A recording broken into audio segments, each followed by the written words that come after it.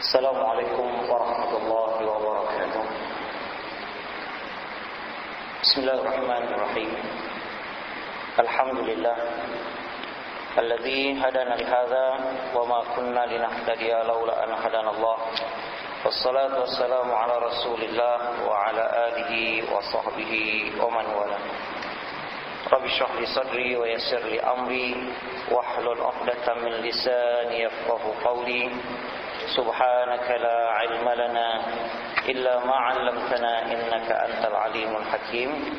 Astaghfirullahal azim. Astaghfirullahal azim. Astaghfirullahal azim.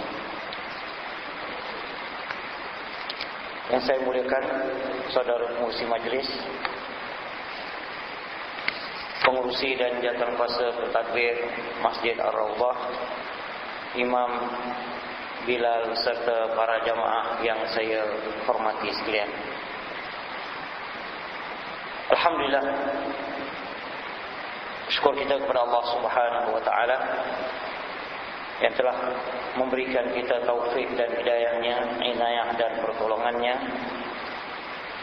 dan kesempatan serta kelapangan masa dengannya dapat sama-sama kita berada di tempat yang mulia ini untuk sama-sama kita menambahkan lagi pengetahuan dan juga kefahaman kita terhadap ajaran-ajaran yang dibawa oleh Rasulullah sallallahu alaihi wasallam.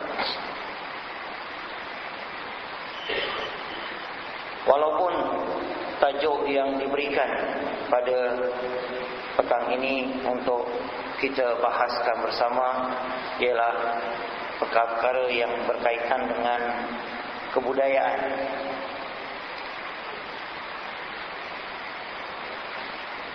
Maka apabila kita kembali kepada Al-Quran dan juga kepada sunnah Rasulullah sallallahu alaihi wasallam,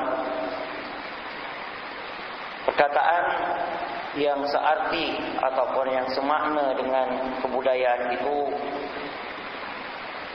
ialah al-akhlak. Itu yang disabdakan oleh Rasul sallallahu alaihi wasallam, innama bu'istu liutammima makarimal akhlak. Sesungguhnya aku diutus adalah untuk menyempurnakan akhlak-akhlak yang mulia. Tapi saya tak tahu sama ada akhlak itu budaya ataupun bukan, ataupun bagaimana. Tetapi apabila kita kembali kepada perbincangan ulama-ulama di dalam kitab-kitab, sama ada di dalam kitab fikih ataupun tafsir dan sebagainya, maka yang banyak dibicarakan adalah tentang akhlak budi pekerti.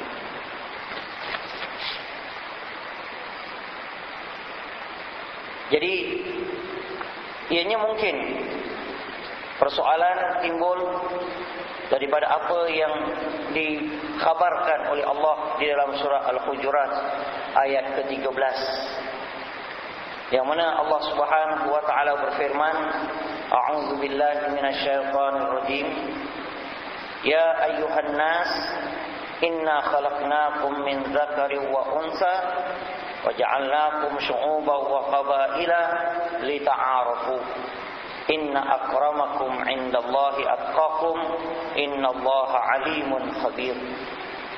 Wahai manusia, kami mencipta kamu daripada lelaki dan wanita, dan kami jadikan kamu berbangsa-bangsa dan berpuak-puak adalah untuk kamu saling kenal mengenal. Sesungguhnya yang paling mulia di sisi Allah di antara kamu adalah mereka yang paling bertakwa kepada Allah. Sesungguhnya Allah Ta'ala itu maha mengetahui lagi maha bijaksana. Maka Allah Subhanahu wa Ta'ala menyatakan di ayat ini bahawa manusia itu dicipta oleh Allah berbangsa-bangsa. Maka apabila kita lihat di dalam kehidupan ini, di dalam kehidupan manusia banyak kebiasaannya terpengaruh oleh suasana sekeliling dan setempat. Sama ada dari segi sudut cuaca, udara, ataupun dari segi sudut geografi ataupun bentuk muka bumi. Maka daripada situ perbezaan kebiasaan kehidupan terjadi. Maka itulah yang dikatakan di ayat tadi, li ta'arafu, untuk kamu saling mengenali. Daripada daerah mana seseorang itu datang dan kebiasaan serta suasana kehidupan yang berada di sekelilingnya yang menyebabkan dia terbentuk di dalam kebiasaan-kebiasaan di dalam menjalani kehidupan.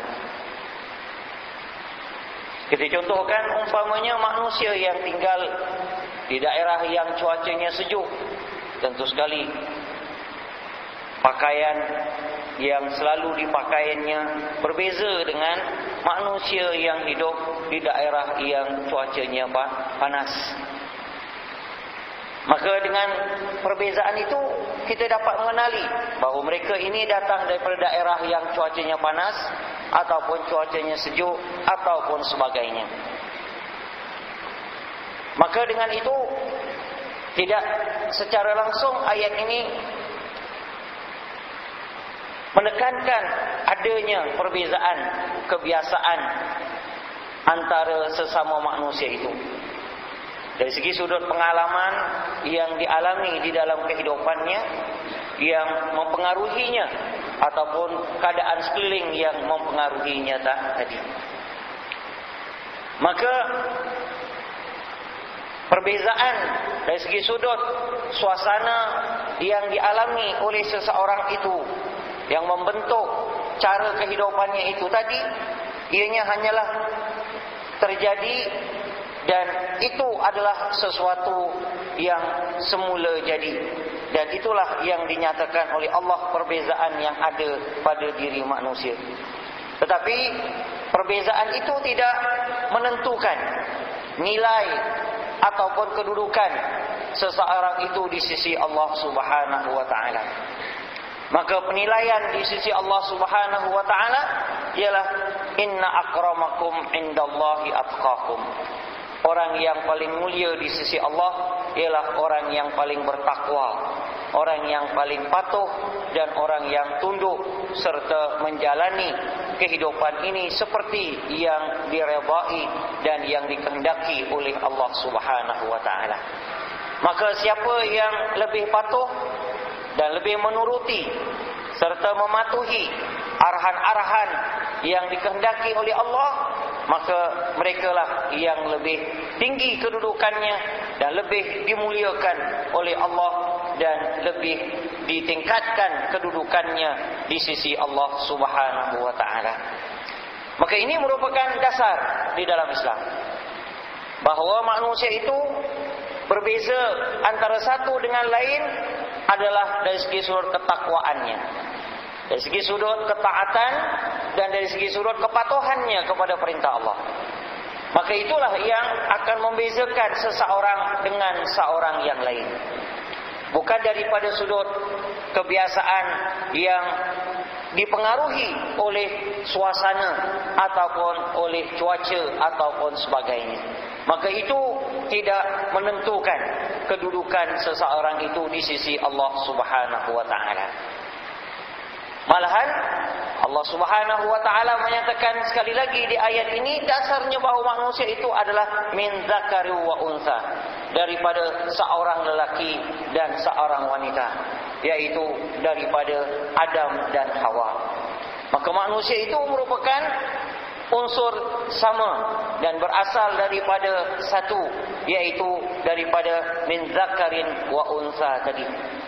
Dan itu yang dinyatakan oleh Rasul sallallahu alaihi wasallam, kullukum min Adam wa Adam min turab. Oh, semuanya kamu adalah daripada keturunan Adam dan Adam asal penciptaannya adalah daripada tanah. Berarti dari segi sudut kejadian, daripada sudut asal usul, maka manusia itu adalah sama, tidak berbeza. Dan tidak membezakan kedudukan rendah ataupun tinggi, mulia ataupun hina, dari sebab keturunan ataupun dari segi sudut dari mana ia datang. Tetapi manusia itu kesemuanya adalah daripada Adam, dan Adam itu dicipta oleh Allah berunsurkan tanah. Maka daripada sini sianya selari dengan apa yang dinyatakan oleh Rasul sallallahu alaihi wasallam tadi, bahawa Rasulullah sallallahu alaihi wasallam diutus bukanlah untuk membezakan antara satu golongan dengan satu golongan yang lain. Bukan daripada satu keturunan daripada keturunan yang lain, daripada satu bangsa ke satu bangsa yang lain, daripada satu kebiasaan kepada kebiasaan yang lain. Tetapi yang menjadi tugas Nabi adalah untuk menyempurnakan akhlak yang mulia, memperbaiki dan membetulkan tingkah laku, kebiasaan dan juga perbuatan yang tidak diredai oleh Allah kepada apa yang dikehendaki dan yang disuruh oleh Allah Subhanahu wa taala. Maka itu merupakan tugas Nabi sallallahu alaihi wasallam. Maka daripada situ jugalah apa yang ditekankan oleh Rasul pada hadisnya yang lain, yang mana Rasulullah sallallahu alaihi wasallam menyatakan, la yu'minu ahadukum, tidak beriman seseorang daripada kamu. Atau sebahagian ulama menyatakan tidak sempurna keimanan seseorang daripada kamu. Maka sama saja tidak beriman dengan tidak sempurna iman. Kerana iman yang diterima adalah iman yang sempurna. Iman yang tidak sempurna tidak diterima. Maka orang yang tidak beriman tidak diterima, dan orang yang beriman tapi imannya tidak sempurna juga tidak diterima. Jadi sama saja kedua-dua penafsiran tadi. La yu'minu ahadukum, tidak beriman atau tidak sempurna keimanan seseorang daripada kamu, hatta yakuna hawahu taba'an lima jitu bihi, sehinggalah keinginan hawa nafsunya menuruti apa yang aku bawa, yang aku datangkan, yang aku ajarkan.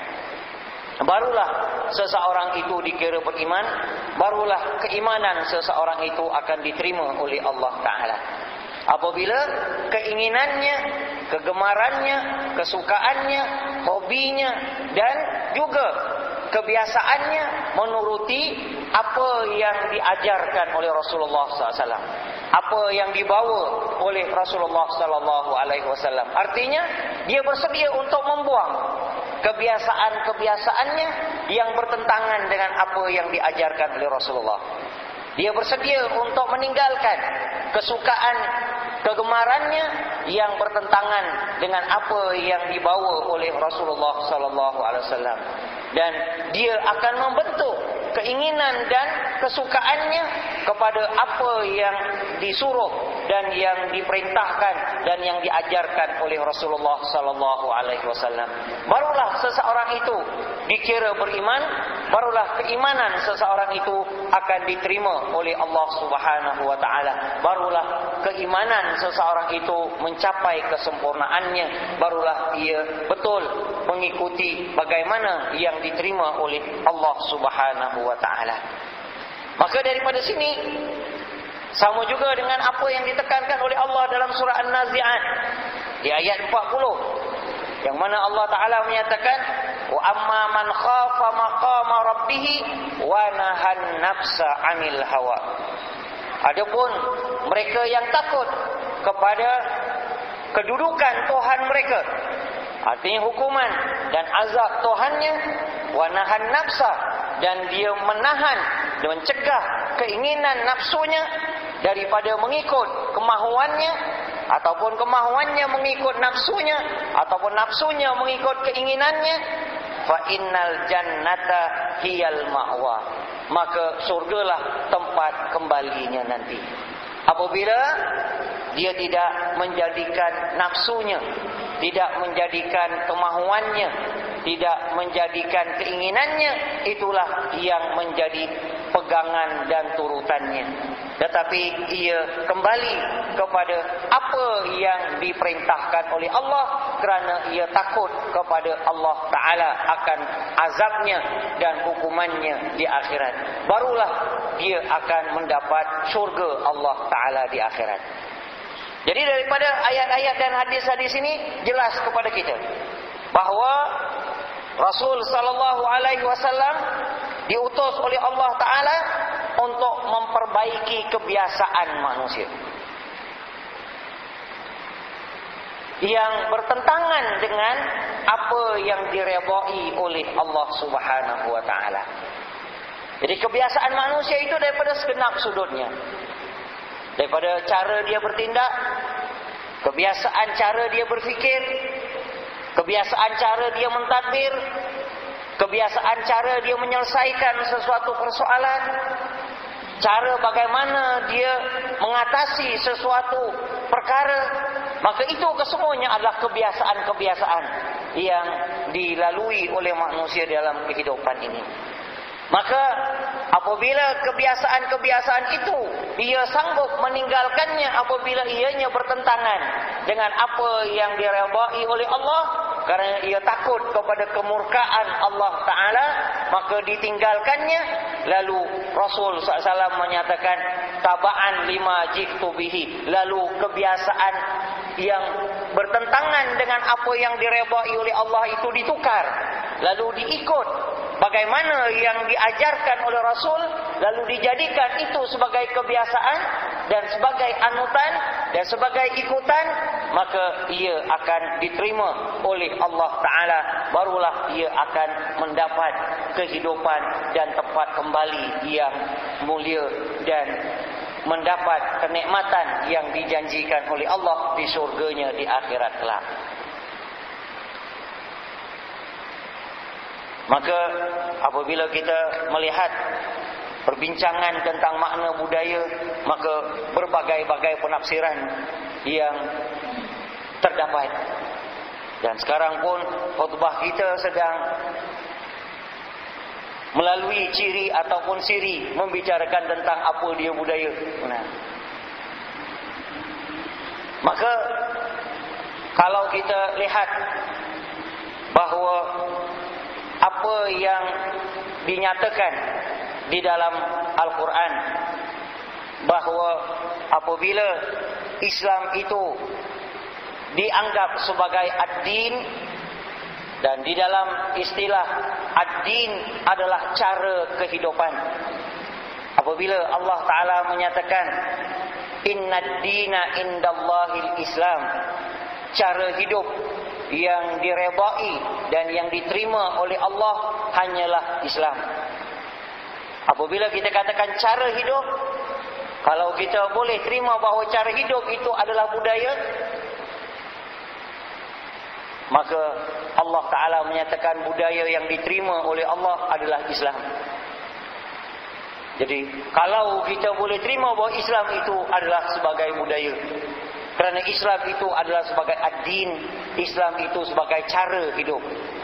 Jadi kalau boleh kita katakan budaya itu adalah cara kehidupan, maka Islam itu adalah budaya dan cara kehidupan.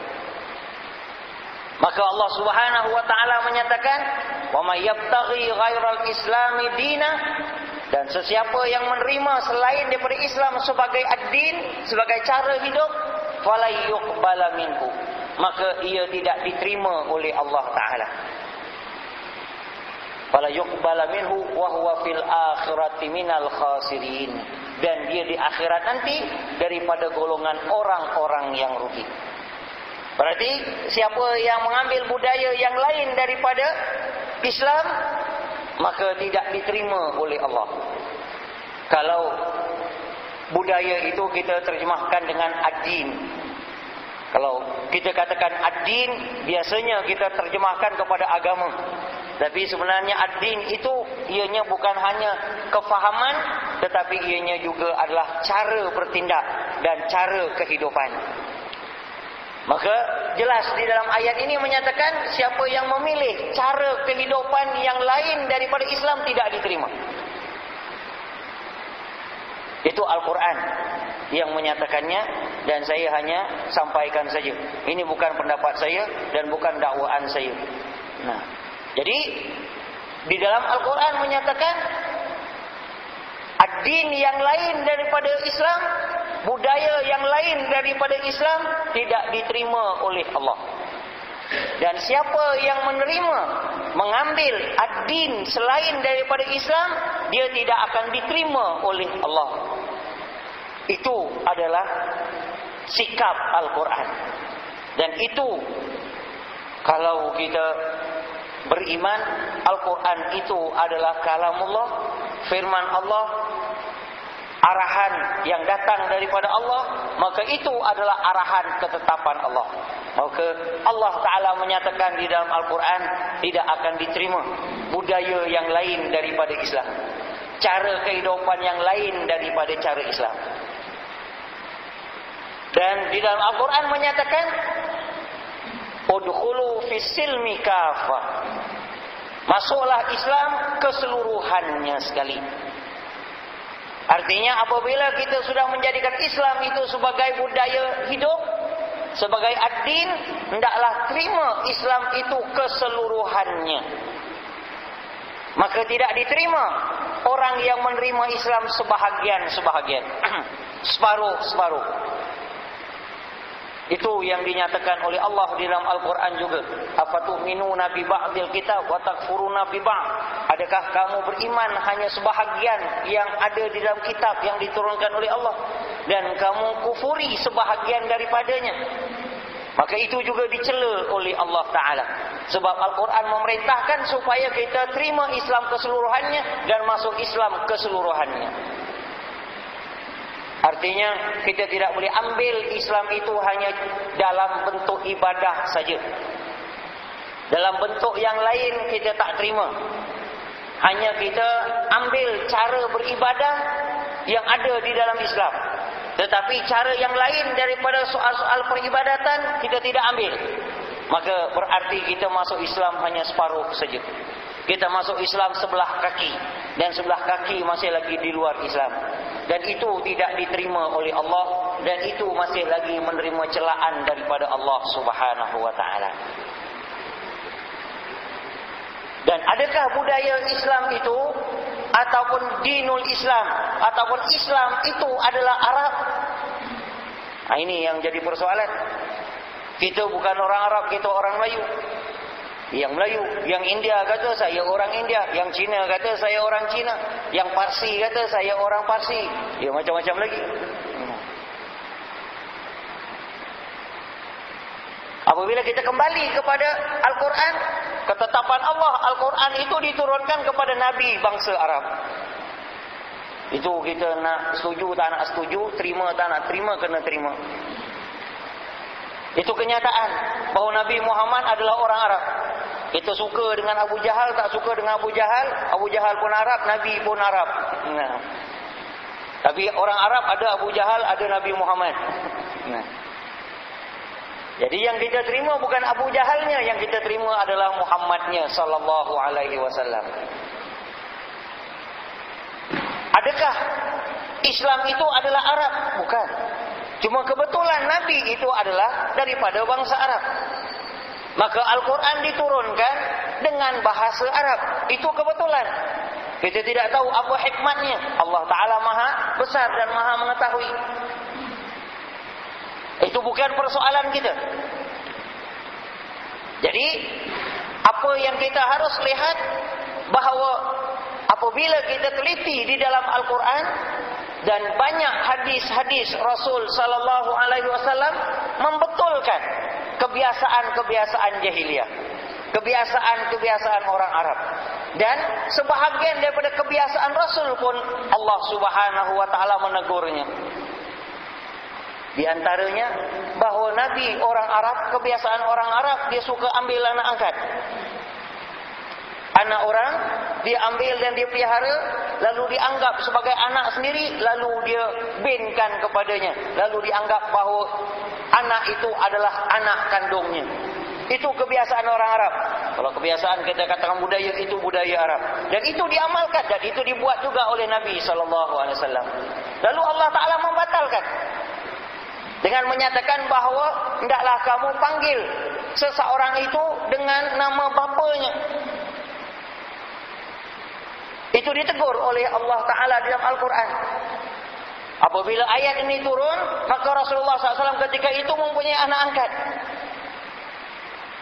Lalu Rasulullah SAW menyatakan kepada anak angkatnya Zaid bahawa engkau adalah saudara aku. Lalu dipanggilkan Zaid itu dengan nama bapanya, yang mana sebelum itu dipanggil dengan Zaid bin Muhammad. Itu adalah budaya Arab yang dibetulkan oleh Al-Quran, yang ditolak oleh Al-Quran. Sebenarnya kalau kita renungkan bahawa memakai jilbab ataupun wanita yang menutup aurat itu bukan kebudayaan Arab. Orang Arab dulu tak tutup aurat, tak tutup kepala dan terbuka dan sebagainya. Sehingga kan Aisyah menyatakan radhiyallahu taala anha, apabila turun ayat daripada surah Al-Ahzab yang mana memerintahkan Nabi, ya ayuhan nabi qul li azwajika wa banatika wa nisa'il mu'minin yudnina 'alaihinna min jalabibihinna. Wahai Nabi, katakanlah kepada istri-istrimu dan anak-anak perempuanmu dan istri-istri orang-orang yang beriman, hendaklah mereka labuhkan ke atas diri mereka jilbab mereka. Dari segi bahasa, jilbab itu ialah kain panjang yang menutupi daripada kepala sampai seluruh badan. Itu dikatakan jilbab. Dan ada yang menyatakan bahawa jilbab itu kain sebagai selimut yang menutupi kepala sampai sebahagian muka dan juga badannya. Itu adalah jilbab. Maka Aisyah menyatakan selepas ayat ini turun, maka Madinah dipenuhi, seolah-olah dipenuhi oleh gagak-gagak hitam yang berterbangan. Baru wanita-wanitanya keluar dari rumah, baru memakai selimut hitam yang menutupi kepala dan sebahagian badan mereka. Sebelum itu tidak. Adakah itu budaya Arab? Tidak. Sebelum itu orang Arab tak pakai. Apabila turun ayat ini, baru mereka pakai. Jadi itu budaya Arab ke budaya Islam? Budaya Arab yang dibetulkan oleh Islam. Dan pakaian yang begitu kalau kita tengok, kalau saya selalu suka tengok sandiwara lama, wanita-wanita Melayu pun pakai macam tu. Dia pakai kain pelikat, ditaruh kat kepalanya, dulu kepala, mukanya separuh, nampak mata separuh saja. Bila nampak orang lelaki ditutup. Itu pakai, itu namanya jilbab. Kain tadi. Jadi itu pun pakai orang Melayu. Yang dah Islam kan? Ialah sebelum Islam orang Melayu tak pakai begitu. Tapi setelah Islam orang Melayu pakai macam tu. Tapi itu pakaian Melayu ke pakaian Arab? Dia bukan pakaian Melayu, bukan pakaian Arab. Itu mereka pakai kerana diperintahkan oleh Allah Subhanahu wa taala. Ini yang harus kita dapat menyedari, bahawa yang dipersoalkan itu bukan kebiasaan sesuatu bangsa ataupun sesuatu daerah, tetapi adakah kebiasaan itu dilarang oleh agama ataupun ianya diterima oleh agama. Kalau sekiranya ianya dibetulkan, maka hendaklah diterima pembetulan tadi dan dilepaskan serta ditinggalkan cara lama yang dibetulkan oleh Islam tadi. Itu barulah kita dikatakan sebagai orang yang beriman. Barulah kita dikatakan orang yang menerima Islam sebagai ad-din, sebagai budaya hidup ataupun sebagai cara kehidupan. Jadi awak nak pakai pakaian yang biasa dipakai oleh apa pun tak jadi salah dalam Islam. Nak pakai baju goni pun tak salah. Kalau sekiranya masjid jatuh kuasa sepakat, Pak Imam kalau sembahyang pakai baju goni, macam mana? Minta fatwa dulu, halal ke haram? Ya tidak, asalkan tutup aurat sudahlah. Jangan Pak Imam sembahyang tak pakai kain, pakai baju je. Nah, terbuka auratnya. Asalkan dia menutup aurat dan pakaian yang terhormat, sudah. Itu yang kita katakan sopan. Pakaian yang sopan. Yang sopan itu ialah yang menutupi aurat. Karena dalam Islam memberi garis panduan dari segi sudut kebiasaan berpakaian ialah yang menutupi aurat. Itu yang dinyatakan oleh Allah dalam surah Al-A'raf. Yang mana Allah Subhanahu wa taala menyatakan, "Ya bani Adam, qad anzalna 'alaikum libasa yuwari sau'atikum." Wahai manusia, Allah Ta'ala telah menurunkan bahan-bahan pakaian untuk kamu jadikan ia sebagai pakaian yang menutup aurat kamu. Warisha, dan pakaian yang menutup aurat itulah yang indah. Pakaian yang menutupi aurat itulah dia perhiasan.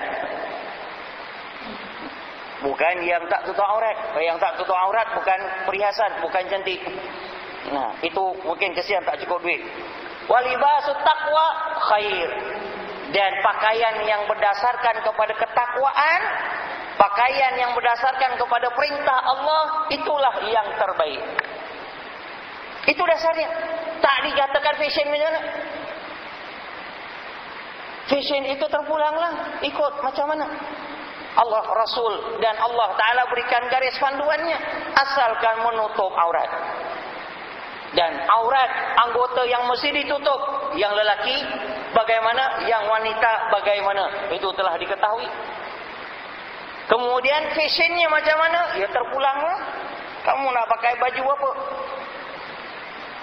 Cuma dasar-dasarnya tadi, al-halalu bayyinun wal haramu bayyinun. Yang halal dah diterangkan oleh Nabi, yang haram pun dah diterangkan oleh Nabi.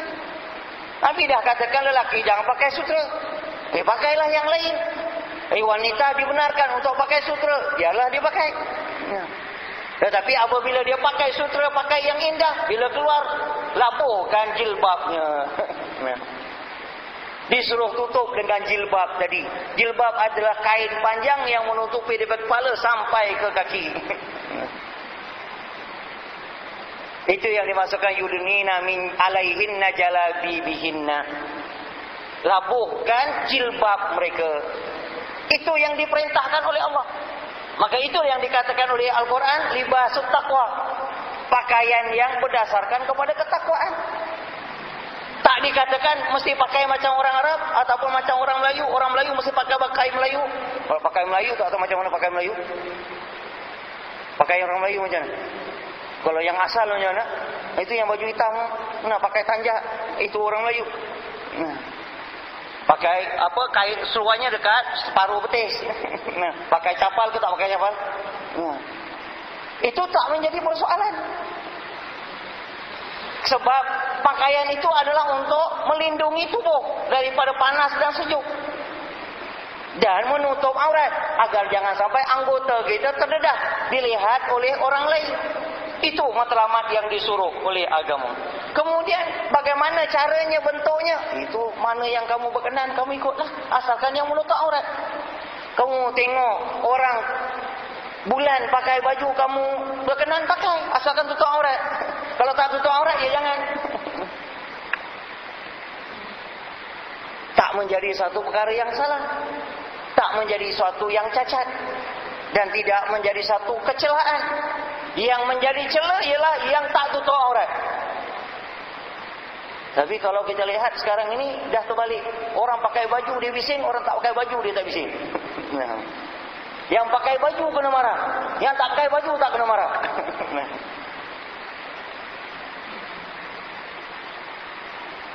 Tak tahulah dia marah sebab dia tak pakai baju ke macam mana, tak tahu. Sepatutnya yang tak pakai baju lah tanya kenapa tak pakai baju, tak ada duit nak beli baju. Nanti mesti kumpulkan duit rumah, belikan dia baju. Sebab itu kadang-kadang kita kebingungan sekarang, mana yang salah, mana yang betul pun tak tahu. Yang betul disalahkan dan yang salah dibetulkan. Orang buat yang salah tak dimarah, orang buat yang betul dimarah selalu. Ini kadang-kadang pun pelik juga. Jadi itu yang selalu saya tekankan. Kalau selagi perkara itu tidak haram, tak perlulah kita tegur. Kalau selagi perkara itu tidak dilarang oleh agama, tak perlulah kita cemuh.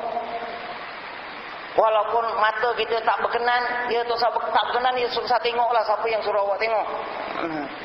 Malahan Allah Al-Quran katakan jangan tengok, tundukkan pandangan. Saya tak boleh tengok, siapa yang suruh awak tengok? Habis dia pakai di badan. Yang mata awak tu yang awak kawal jangan tengok. Ini dia marah. Orang pakai, dia tengok orang tak marah. Sepatutnya dia yang kena marah. Yang awak tu tengok saya kenapa? Itu kadang-kadang mau pelik juga. Jadi itu kalau kita lihat dasarnya tadi. Begitu juga kalau kita perhatikan di dalam Al-Quran, bahawa dari segi sudut yang ditegur oleh Al-Quran, yang diajar ialah dasar bahan makanannya. Sebab Allah Ta'ala menyatakan kulu washrabu, makan minum wala tusrifu, jangan berlebih-lebihan, jangan sampai melampau, jangan sampai terlalu banyak. Kalau nak makan, wala ta'kulu amwalakum bainakum bil batil, jangan kamu makan dengan mengambil harta sesama kamu dengan cara yang terlarang, dengan cara zalim, dengan cara menipu, dengan cara merompak. Itu yang dilarang. Lalu diterangkan mana bahan yang boleh dimakan, mana yang tak boleh dimakan. Binatang yang haram, binatang yang halal diterangkan. Kemudian macam mana kamu nak makan, terpulanglah. Nak makan macam kucing pun tak ada orang marah. Kalau enggak lah, berdosa tak? Kalau makan macam kucing, tak berdosa. Cuma orang tengok, tak boleh tengok. Itu saja. Tapi apa yang diajar oleh Nabi dengan cara bu'istu li utammima makarimal akhlak, untuk budi pekerti yang luhur, Nabi kata makan dengan tangan kanan. Yalah, kamu nak pakai cangkul ke, kamu nak pakai skop ke, pakailah tangan kanan. Terpulanglah. Nak pakai daun pisang ke, daun kelapa ke, nak pakai apa, terpulanglah. Nak pakai plastik ke, kaca ke, ya terpulang pada kamu lah. Orang Arab apa kisah nak pakai piring-piring? Bukan kita nak makan piring, kita nak makan roti. Dia makan roti saja, dia tak pakai taruh piring dan sebagainya. Sebab dia kata dia nak makan roti, bukan nak makan piring. Pinggannya dia tak makan. Jadi pegang sajalah, tak ada apa. Itu dosa? Ya tidak. Cuma kita katakan kurang sopan. Kurang cantik kalau dipandang. Kalau dekat majlis kurang sempurna. Itu saja. Tapi kalau dikatakan berdosa, ya tidak berdosa. Ya itu saya tegur lah. Ya kalau sekiranya orang makan pakai skop, mau pakai cangkul, ya terpulanglah pada dia. Tidak pakai cangkul kan. Pernah juga saya tengok orang pakai skop kan, dia masak lah. Senang ini tak patah kata dia. Tapi dia lepas tu bikin kacau simen, ya tidak lah. Mana boleh lepas masak bikin kacau simen, ya rosak. Tak menjadi satu kesalahan. Yang Nabi ajar dengan tangan kanan, jangan tangan kiri. Itu sebagai adabnya. Itu yang diajar oleh Rasul Sallallahu Alaihi Wasallam. Kemudian Rasulullah suruh ajar kebersihan. Nak makan disuruh cuci tangan, lepas makan disuruh cuci tangan, supaya jaga kebersihannya. Itu yang diajar. Lalu Nabi bila dah makan, dia jilat ujung jarinya. Adakah jilat ujung jari berarti jangan mubazir? Ya tidak. Dari segi saintifiknya bukan kerana mubazirnya. Saintifiknya kerana dia menolong penghadaman. Itu yang diketemui rahsianya tadi. Sebab di ujung-ujung jari itu ada sejenis bahan yang keluar, yang boleh menolong penghadaman makanan di perut. Itu sebabnya Nabi isap jarinya selepas makan. Ya kalau makan pakai tangan lah, kalau makan garpu isap garpunya. Nabi tak suruh pun. Sebab kat garpu tak keluar bahan itu tadi, yang keluar hanya di ujung jari. Bukan masalah mubazirnya. Tak cantik, tak indah. Yalah kalau kamu pakai garpu, ya jangan isap garpu lah. Kadang-kadang pun isap garpu juga. Sedap sangat kan tengok ada kuahnya melekat garpu, garpunya pun diisap juga. Itu tak apa. Sebab dia educated. Itu tak apa-apa. Itu terpulanglah kalau dia suka. Tak menjadi suatu persoalan yang besar. Tak perlu kita tegur. Asalkan dia makan yang halal. Jangan makan yang haram. Jadi itu kembali kepada kebiasaan lah. Ialah kalau makan bubur pakai tangan macam mana? Nak makan sup pakai tangan, boleh? Ya tak boleh lah, kena pakai senduk lah, kena pakai suduk. Nabi tak pernah pakai suduk, Nabi pakai tangan, makan sup pun pakai tangan juga. Macam mana? Itu tak biasa orang buat lah. Itu tak menjadi persoalan. Adakah itu sunat ke, haram ke, makruh ke, tak jadi persoalan. Itu kembali kepada keperluan tadi.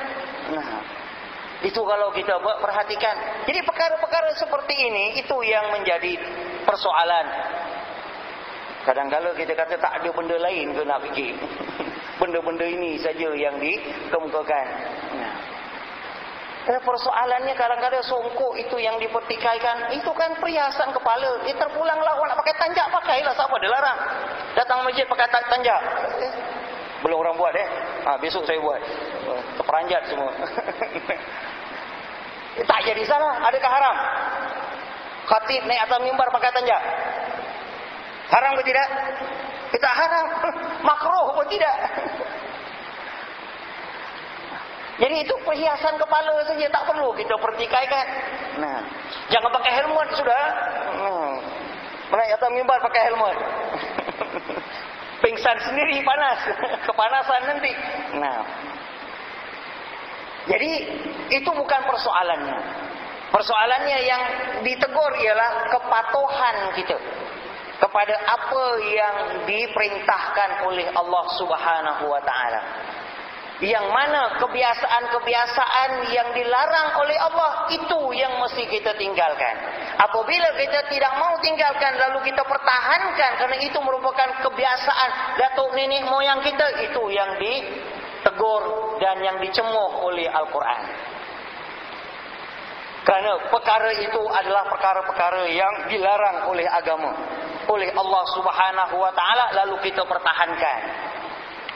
Jadi kalau kita lihat, Islam tidak mempertahankan budaya bangsa manapun.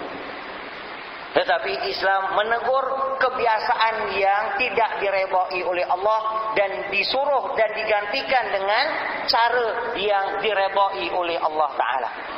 Tidak kira apa bangsa kamu.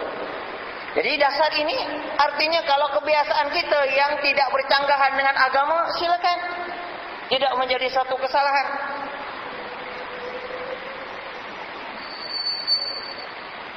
Yalah, kalau kita biasa, kita dekat sini kalau duduk suka duduk bersila. Kalau kita tengok orang Arab, kalaupun macam orang Afghanistan, kalau dia duduk dua kaki dia mesti naik atas. Kakinya dua-dua dia naik atas, kemudian serbannya diikat kaki dan pinggang jadi kerusi. Itu kebiasaan dia. Mana satu yang lebih elok, yang dia biasalah. Persoalannya itu haram ke tak haram? Tak haram silakan, tak jadi masalah. Itu tidak menjadi persoalan. Maka itu ikut bagaimana yang menjadi kebiasaan setempat tadi, asalkan ianya tidak dilarang oleh agama. Kalau sekiranya ianya merupakan suatu yang dilarang, itu yang mesti kita tinggalkan. Adapun sesuatu yang diperintahkan, itu kita kena buat. Sama ada kita suka ataupun kita tak suka, itu yang dikatakan oleh Allah. Ya ayyuhallazina amanu atii'ullaha wa atii'ur rasul. Wahai orang-orang yang beriman, patuh kepada arahan Allah, patuh kepada ajaran Rasul sallallahu alaihi wasallam. Kalau itu yang disuruh dan yang diperintahkan oleh Allah dan Rasul, kita tak suka pun kita kena buat. Tentu sekali lah ada perintah wajib, ada perintah sunat. Kalau perintah sunat, kalau ditinggalkan tidak dicemuh. Tapi kalau perintah wajib, itu yang akan dicemuh oleh agama. Itu yang kita katakan berdosa. Itu yang harus kita fahami. Dasar-dasar tadi. Jadi, apa yang menjadi persoalan sebenarnya ialah harus kita teliti. kebiasaan-kebiasaan kita dalam apa bentuk sekalipun. Sama ada dari segi seluruh percakapan, tindakan, perjalanan hidup, hiburan, nyanyian, apa saja. Kalau itu dilarang oleh agama, mesti ditinggalkan. Tak boleh kita katakan ini budaya kita, ini bangsa kita, ini budaya kita. Kenapa Islam mesti dah larang? Kenapa orang Arab Islam tak larang? Itu namanya orang jahil. Jadi kita tidak bentangkanlah mana budaya yang haram, mana budaya yang tidak haram. Kalau nak bentangkan, ya belajar kitab fikih lah. Nah, itu sebab kitab fikih terbagi kan daripada ibadah, muamalah, munakahat dan juga jinayat. Seluruh kehidupan. Kalau kita lihat ibadat ialah kegiatan kita dengan Allah, peribadatan kita dengan Allah. Kalau muamalat itu hubungan kita dengan sesama manusia dalam masyarakat, pergaulan kita. Kalau munakahat dalam hubungan kekeluargaan, dan jinayat di dalam pentadbiran kenegaraan. Itu dalam kitab fikih lah. Mana yang disuruh, mana yang dilarang, dan mana yang dibolehkan dan mana yang tak dibolehkan. Lengkap sudah diatur oleh agama. Kesemuanya sudah ada. Jadi kepatuhan kita menerima Islam itu sebagai pegangan, itu yang harus kita kembali semula. Sama ada kita sudah sanggup menerima Islam itu sebagai pegangan hidup, sebagai dasar kehidupan, sebagai cara kehidupan, sebagai budaya kehidupan. Itu yang kadang-kadang diterjemah dengan way of life, cara kehidupan. Itu yang dikatakan budaya. Kalau kita dah terima Islam, barulah masuk apa yang dikatakan oleh Rasul tadi. La yu'minu ahadukum hatta yakuna hawahu taba'an lima ji'tu bihi. Selagi kita belum mengikuti apa yang diajarkan oleh Rasul, kita jadikan itu kegemaran kita, itu menjadi hobi kita, itu menjadi kesukaan kita, dan itu menjadi kebiasaan kita, kita belum boleh dianggap sebagai orang yang beriman. Walaupun kita sudah sembahyang, walaupun kita dah berpuasa, walaupun kita dah haji tiap-tiap tahun. Tapi diperintahkan supaya kita menuruti keseluruhan, sehingga kan keinginan dan kemahuan, kegemaran dan kesukaan kita adalah apa yang diajarkan oleh Rasulullah sallallahu alaihi wasallam. Sebab itu kalau kita perhatikan bahawa kembali kepada sikap seseorang tadi bagaimana. Dan itulah yang kita lihat apa yang terkandung di dalam Al-Quran dan hadis.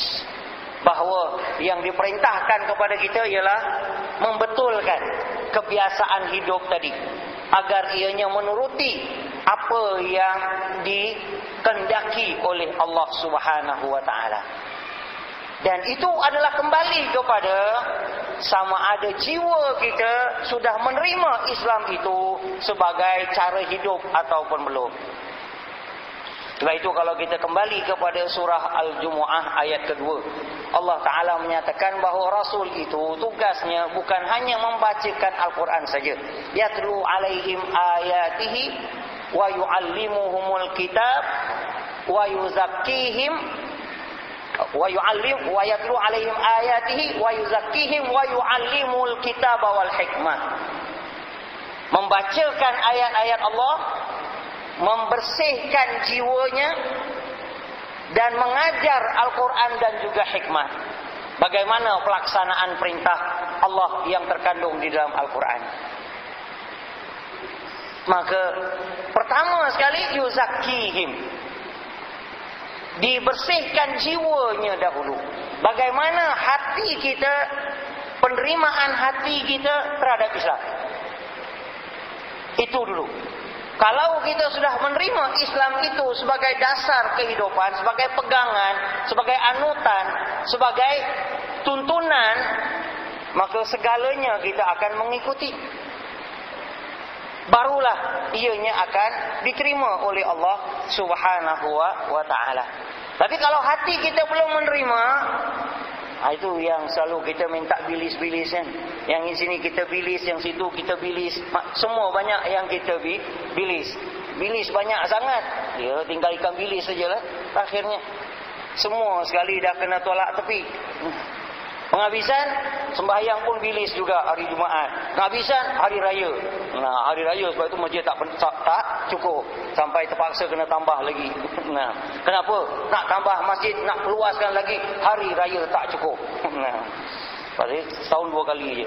Yalah, habis sembahyang setahun 2 kali saja. Kalau tak dibesarkan nanti mereka tak dapat sembahyang. Berarti setahun tak sembahyang terus. Nah, daripada setahun tak sembahyang sekali kan pun ala kulihal juga.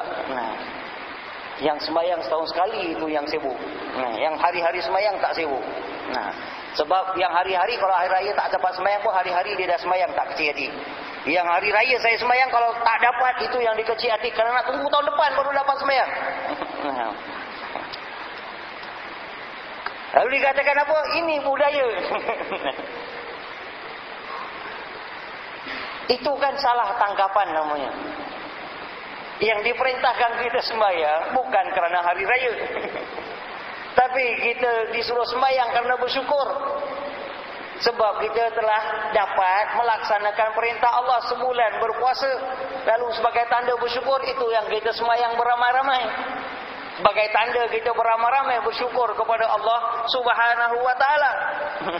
Dia dah terbiasa. Sebab kalau tak dapat sembahyang bukan hari raya.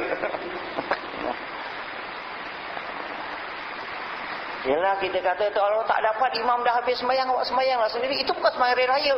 Nampak sangat dia berjahil. Ini yang kita lihat, kekeliruan-kekeliruan yang banyak sekali berlaku. Perkara yang disuruh kita katakan itu adalah sesuatu yang tak payah. Yang tak disuruh itu yang harus diambil berat. Jadi apabila orang buat berlainan, maka dia katakan ini dah tukar budaya. Ini yang kita lihat, kekeliruan yang banyak sekali terjadi. Jadi apa yang kita lihat daripada pesanan-pesanan Rasul sallallahu alaihi wasallam, maka yang lebih ditekankan, yang digunakan istilah di dalam banyak hadis ialah budi pekerti ataupun akhlak tadi. Maka itulah yang amat ditekankan sekali. Bagaimana kita berakhlak di dalam segala kehidupan kita, di dalam segenap bidangnya. Sampaikan Rasulullah SAW menyatakan, ittaqillaha haitsu ma kunta. Maka bertakwalah kepada Allah di mana pun kamu berada. Dekat mana pun kamu berada, kamu bertakwa kepada Allah. Wattabi'is sayyi'atal hasanata. Maka kalau dah buat salah harus diperbaiki. Itu namanya susuli yang salah dengan yang benar. Kalau kita dah buat salah, betulkan. Lalu buat yang betul, tinggalkan yang salah. Wa khaliqin nasa bi khuluqin hasanin. Dan pergaulilah manusia dengan budi pekerti yang luhur, dengan akhlak kesopanan yang tinggi. Itu yang diperintahkan oleh Rasulullah sallallahu alaihi wasallam. Dan kadang-kadang kita kesian Imam Ghazali dia bentangkan dari segi perbaikan akhlak tadi, daripada kejahatan lidah, kejahatan kaki, kejahatan tangan, kejahatan mulut, kejahatan telinga, ya semua sekali dibentangkan oleh Imam Ghazali. Nah, lalu dibentangkan mana yang baik, yang diterangkan oleh Allah Ta'ala dalam surah Al-Mu'minun, dalam surah Al-Anfal dan surah At-Taubah. Banyak sekali ayat-ayat yang membicarakan tentang pribadi-pribadi orang yang beriman, yang membentuk akhlak dan kelakuan yang mulia. Itu yang dituntut oleh Allah Subhanahu wa ta'ala. Jadi kita harus betulkan sikap kita. Sebab itu di dalam hadis yang lain Rasulullah SAW menyatakan, innakum lan tas'au nasa bi amwalikum. Kamu pasti tidak akan berupaya untuk mengambil hati manusia dengan harta kamu. Kalau kita nak ambil hati manusia supaya manusia senang dengan kita beri harta kita tak cukup. Maka dengan itu Rasulullah SAW katakan, fas'auhum bi basdil wajhi. Maka dengan itu tawanlah hati mereka dengan muka yang manis. Wa husnil khuluq, dengan akhlak yang mulia. Itu tak pakai modal. Senyum pakai modal, pakai harta. Dia boleh. Dengan siapa pun kita boleh senyum. Kalau tak boleh senyum, taruh je lidi manjis. Sekarang tak pakai manjis pula. Tak pakai lidi kan, manjis tak pakai lidi. Dia taruh jarum ke apalah.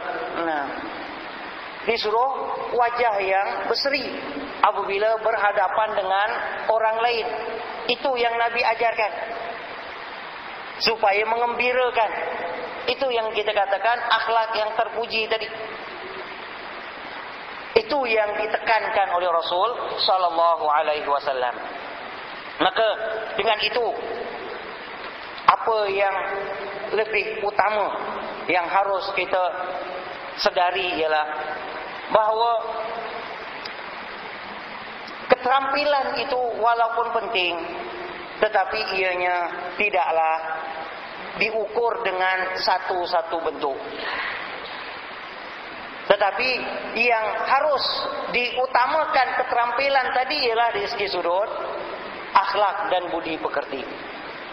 Bukan keterampilan itu daripada pakaian, keterampilan itu daripada cara berjalan, tetapi adalah dari segi sudut akhlak. Jadi kalau kita katakan akhlak itu keseluruhan lah. Cara berjalan pun ada cara jalan yang berakhlak, ada cara jalan yang tidak berakhlak. Yang sopan dengan yang tidak sopan. Maka kalau kita lihat daripada kata-kata Rasul, innama bu'istu li utammima makarimal akhlak, ia lebih menyeluruh daripada kalau kita membincangkan tentang budaya itu sendiri. Sebab akhlak itu meliputi seluruh cara kita di dalam kehidupan ini. Sampai perasaan hati itu juga adalah akhlak. Yalah, kalau kita lihat, sampai kita katakan kalau kita ada perasaan hasad, kita ada perasaan dengki, itu dalam hati. Itu dikatakan apa? Akhlak yang buruk, sifat hati yang mazmumah. Maka orang yang mempunyai sifat hati yang tercela, maka dia mempunyai akhlak yang kotor, akhlak yang keji. Maka sampai ke situ sekali meliputi kata-kata akhlak tadi. Jadi yang harus kita renungi, yang harus kita teliti ialah sama ada cara bertindak kita itu bertentangan dengan apa yang dibenarkan oleh agama, yang dibenarkan oleh Rasul ataupun tidak. Itu yang harus kita teliti. Kalau sekiranya kita inginkan, itu yang dinamakan dengan apa yang dikatakan oleh Allah di dalam Al-Quran. Sesiapa yang yarju liqa'a rabbih falyamal amalan salihah. Siapa yang mengharapkan pertemuan dengan Tuhannya untuk mendapatkan syurganya, maka hendaklah dia beramal saleh. Yang dikatakan amal saleh itu apa dia? Itu yang dikatakan budaya. Budaya yang diredai oleh Allah. Sebab amal itu perbuatan, budaya itu apa yang kita buat. Budaya hidup ialah apa yang kita buat dalam kehidupan. Cara kita mencari harta, cara kita bergaul, cara kita bermuafakat, cara kita berhubungan, maka itu adalah amal kita. Maka ianya mestilah amal saleh, mestilah yang diredai oleh Allah Subhanahu wa taala. Kalau ianya bertentangan dengan keredaan Allah, maka kita tukar. Itu artinya kita menerima Islam. Itu artinya kita masuk Islam. Itu artinya kita berpegang kepada ajaran Islam. Itu yang kita tekankan lagi. Rasulullah SAW menyatakan, la yu'minu ahadukum hatta yakuna hawahu taba'an lima ji'tu bihi. Kalau sekiranya kita tahu bahawa itu dilarang oleh agama, kita tetap juga lakukan, berarti kita belum masuk agama lagi. Kita belum terima Islam lagi. Kita belum ikut apa yang diajarkan oleh Rasul. Kita belum terima apa yang dibawa oleh Rasul. Berarti kita belum beriman lagi pada sisi Allah Subhanahu wa ta'ala. Maka dari itu, kita berdoa kepada Allah Subhanahu wa ta'ala agar kita senantiasa diberi petunjuk. Sebab itu kita pun diajar setiap kali kita salat berdiri di depan Allah, kita diajar supaya minta ihdinas siratal mustaqim. Jadi yang dimasukkan ihdinas siratal mustaqim itu ialah supaya tindak tanduk kita dalam kehidupan ini betul seperti mana yang diredai oleh Allah. Jadi kalau tindak tanduk kita itu betul, kalau sekarang nak kita tukar budaya kita betul, seperti mana yang diredai oleh Allah, itu yang kita minta petunjuk daripada Allah Ta'ala. Maka Allah Ta'ala mengatakan zalikal kitabul la raiba fihi hudal lil muttaqin. Ini dia Al-Quran, petunjuk bagi orang yang bertakwa. Jadi kita rujuklah kepada Al-Quran. Tak faham, Rasulullah SAW telah terangkan bagaimana cara pelaksanaannya di dalam kehidupannya tadi. Itu yang terkandung di dalam hadis-hadis Rasul sallallahu alaihi wasallam. Jadi hadis Rasul ialah perjalanan hidup Rasul. Orang tak pernah gunakan istilah. Sekarang saya gunakan istilah budaya Rasul pula. Hadis Rasul itu budaya Rasul lah, cara hidup Rasul.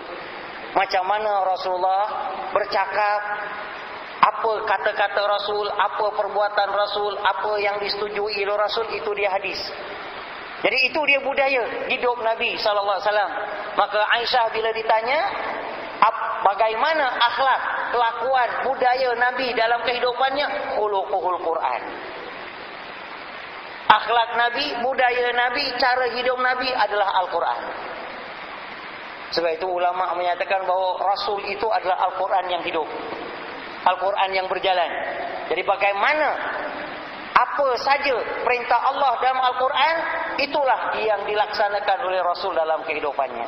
Jadi apabila kita mempelajari sirah Nabawi, sejarah hidup Nabi, apabila kita mempelajari hadis Nabawi, berarti kita mempelajari bagaimana pembetulan budaya manusia yang dilakukan oleh Rasulullah sallallahu alaihi wasallam.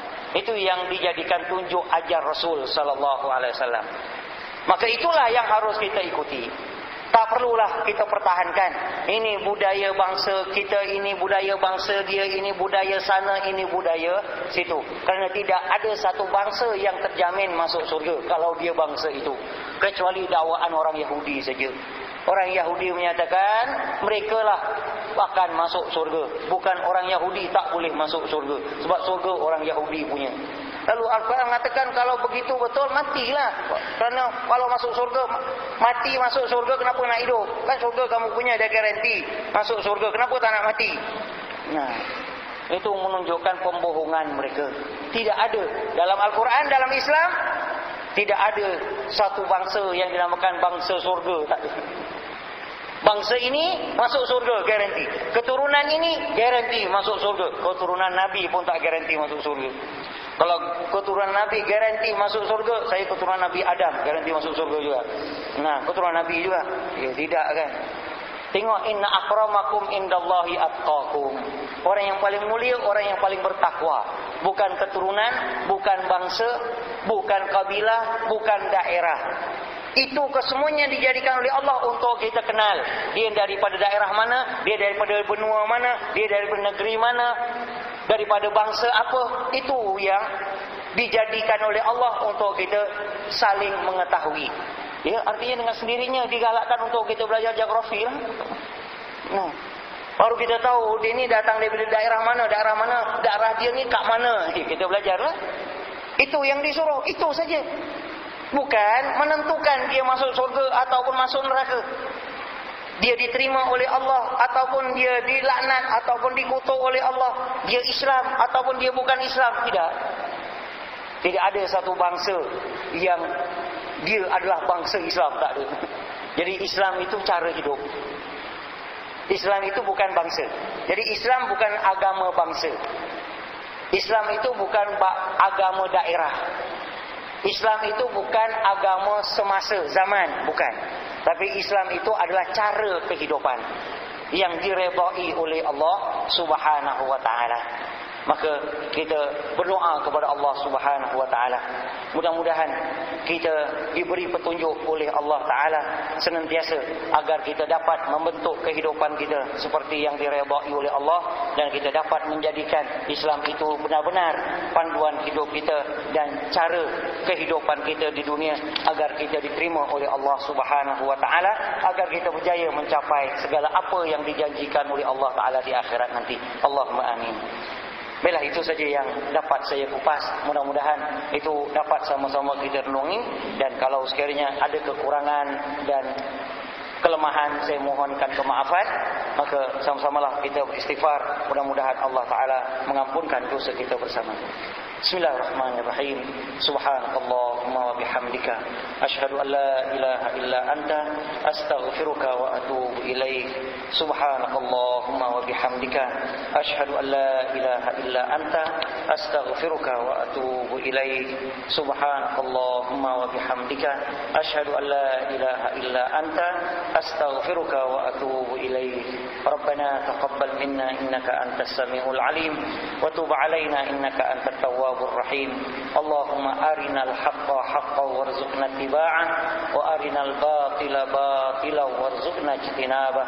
Allahumma la tuzigh qulubana ba'da idh hadaitana wa hab lana min ladunka rahmatan innaka antal wahhab.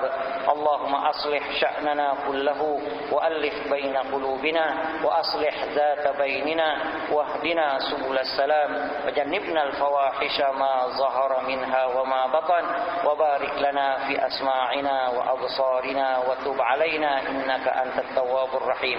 Rabbana hab lana min azwajina wa dhurriyyatina qurrata a'yunin waj'alna lil muttaqina imama. Allahumma ahsin 'aqibatana fil umuri kulliha wa ajirna min khizyid dunya wa 'adzabil akhirah. Rabbana atina fid dunya hasanah wa fil akhirati hasanah wa qina 'adzaban nar. Wa sallallahu ala sayyidina Muhammad wa ala alihi wa sahbihi wa sallam. Walhamdulillahi rabbil alamin. Aqulu qawli hadza wa astaghfirullah li wa lakum. Assalamu alaikum warahmatullahi wabarakatuh.